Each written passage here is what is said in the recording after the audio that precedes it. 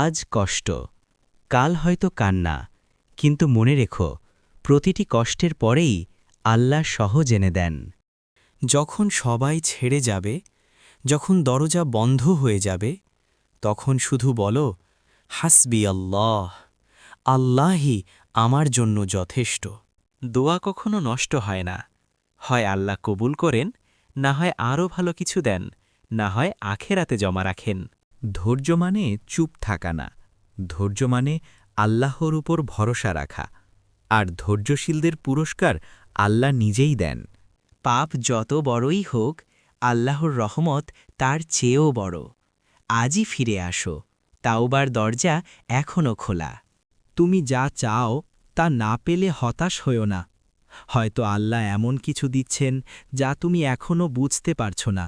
যে ব্যক্তি ফজরের নামাজ পড়ে তার জীবনে অন্ধকার থাকে না, কারণ ফজরের সাথে আসে আল্লাহর নূর। যতই ঝড় আসুক, যতই জীবন কাঁপুক, বিশ্বাস রাখো, আল্লাহ কখনো তোমাকে ছেড়ে দেবেন না। তুমি ভাবছ দেরি হচ্ছে, কিন্তু আল্লাহ জানেন সঠিক সময়। যা দেরিতে আসে তা সবচেয়ে সুন্দর হয়।